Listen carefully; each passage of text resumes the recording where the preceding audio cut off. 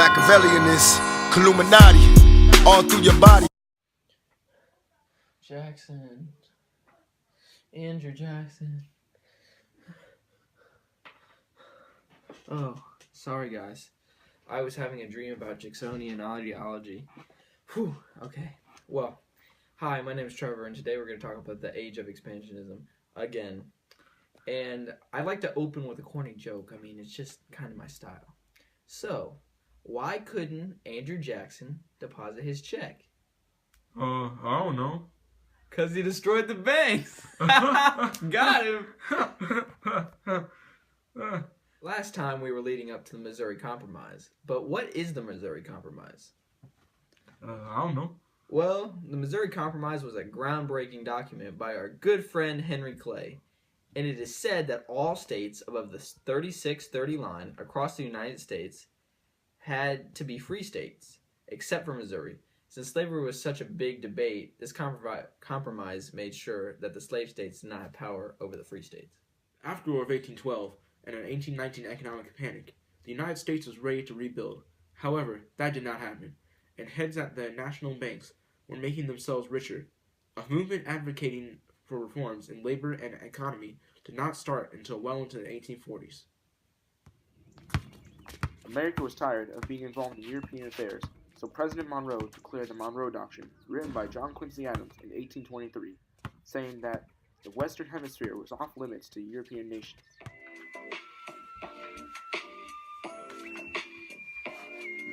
You ain't got nothing on me. Touche. I'm gonna beat you in this. Touche. You're gonna lose this. I'm not a rapper. Remember that. I got you. Monroe was fascinated after he got isolated. He was acting like foreign policy was completely overrated. The policies he claimed it, but John Quincy Adams really made it. He said he needed the land east of Mississippi. He told Jackson go get it and make it a quickie. So he fixed in his Jacksonian ideology with his anti-Native American policy. The Supreme Court said no to his philosophy, but he said they can't stop him in without an apology. When he got started, he was killing the Cherokee tribe, leading them on a long march that made them so cold to cry. Call it Trail of Tears because it surely met their fears. Congress even signed a removal act in the 1830 years. But I'm not a rapper.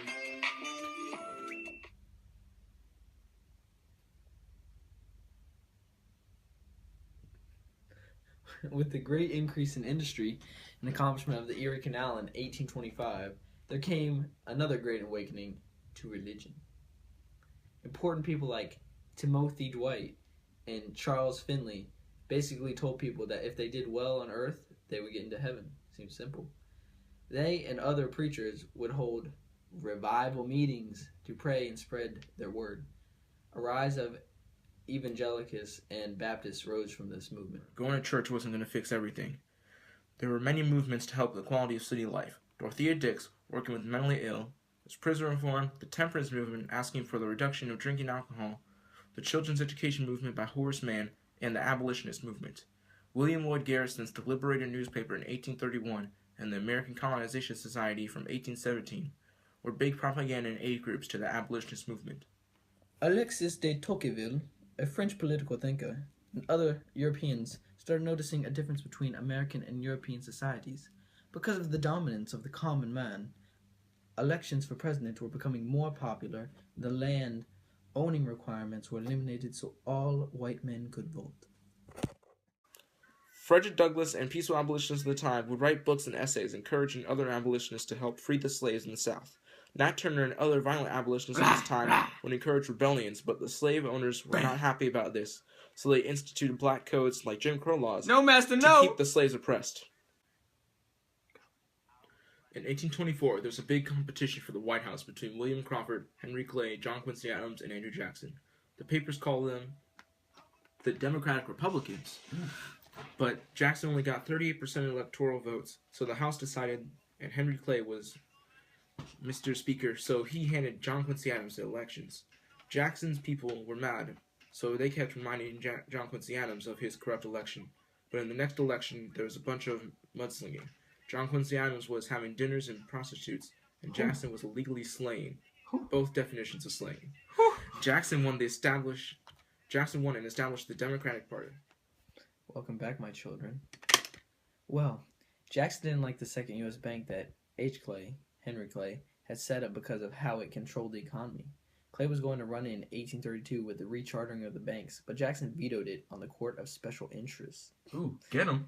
Jackson transferred the money out of the bank and into the state banks, but the director, Nicholas Biddle, what kind of name is Biddle, raised interest and called back the loans. This resulted in a bank war that led to another economic panic in 1837 and a depression into the 1840s. After he thought things couldn't get worse, Jackson came up against the Whigs, who were into more government, more national banks, and less expansion. They were supported by northern businessmen and southern planters. Van Buren won in 1836 for the Democrats, but the Whigs, William Henry Harrison, won in 1840. But, he died from a little sniffle. And John Tyler took over. During the 1830s and early 1840s, a new nationalistic idea sprang up called Manifest Destiny. The idea was that it was the divine right of Americans to expand the country westward. The next step to western expansion was the crown jewel, Texas! Remember the Alamo! Bang!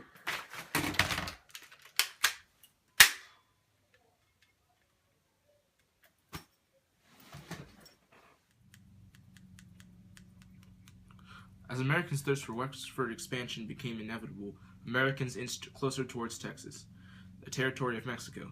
30,000 U.S. settlers moved into the region by 1836. Of these Americans, many began to revolt against the Mexican government, causing the Mexican government to fight for Texas.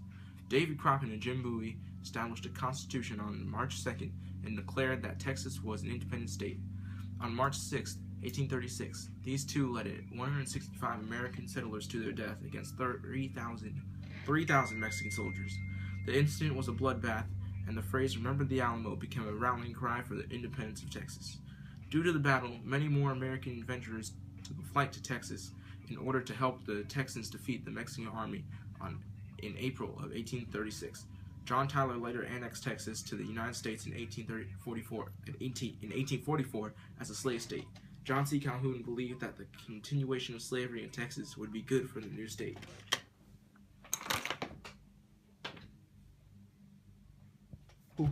Slow down. All right. In 1844, a pivotal election took place, very pivotal, where the first dark horse candidate won the election for president. James Polk was this dark horse, becoming the only man to win an election not being announced as a candidate before the Democratic Convention. Abolitionism also first entered politics in the 1844 election. The election was also established Manifest Destiny as the most important issue facing America.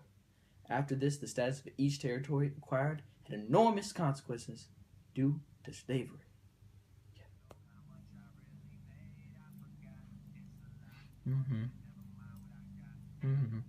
Many reasons for the Mexican War exist. A large cause was due to the outrage of Texas being lost to the United States. Mexican patriots were outraged. At least these patriots didn't deflate their war effort. The war was fought in an attempt to get Texas back from Mexico.